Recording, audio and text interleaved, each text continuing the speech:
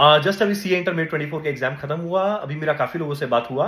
सो आज का paper review कुछ ऐसा है कि पूरे पेपर का दो पार्ट था। पहला 30 मार्क्स एमसीक्यू, अगला 70 मार्क्स डिस्क्रिप्टिव। सो जो 30 मार्क्स का एमसीक्यू था, जो मेजोरिटी लोग ने कहा कि एमसीक्यू उन लोग को इजी नहीं लगा। इनफैक्ट मेजोरिटी क्या, मेरा जितने लोगों से बात हुआ ऑलमोस्ट सब ने बात कहा कि एमसीक्यू के लिए जो हम लोग वर्किंग प्रिपेयर किए, बहुत सारे ऑप्शंस मैच नहीं कर रहा था। सो एमसीक्यू वाला पोर्शन डेफिनेटली डिफिकल्ट कैटेगरी में काउंट किया जाएगा।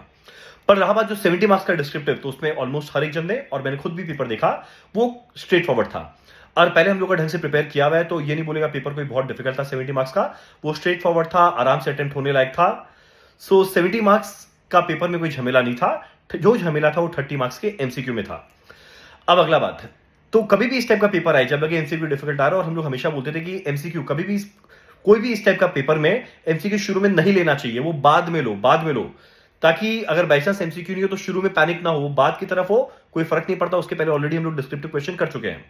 और वही अगर बाई चांस कोई पेपर लगे कि लास्ट में टाइम क्रंच हो रहा है, पेपर कंप्लीट नहीं हो पा रहा है, तो जो उसने थ्योरी पढ़ के गया और थ्योरी अटेम्प्ट किया, उसके लिए बहुत अच्छा सेफगार्ड था।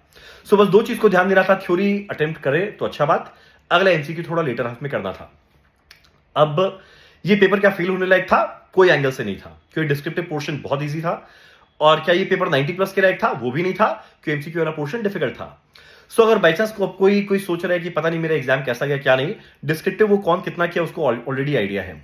अब एमसीक्यू ऐसा नहीं होगा 30 का 30 मार्क को गलत किया होगा, 30 में वो 12 13 10 12 14 मार्क को लेके श्योर होगा, पर बाकी कुछ तो अटेम्प्ट किया है। तो यहाँ पे देखो थोड़ा अलग फैक्टर भी है कि बाई चांस जिसमें टिक लगाया वो राइट हो गया, सो जो उसका एक्सपेक्टेशन था उससे माइट भी 4-6 नंबर ज्यादा आ जाए। सो एनीवेज, आज का पेपर अबव एवरेज कैटेगरी में फॉल करेगा।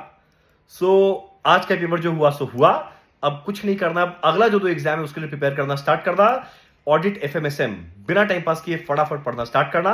आज भले 2-3 घंटा थोड़ा रेस्ट कर लो, सो जाओ, पर ये नहीं कि 3.5 दिन बाद पेपर है आराम से करेंगे, तुरंत पढ़ना स्टार्ट करना। चलो डन, बाकी पेपर्स के लिए ऑल द बेस्ट।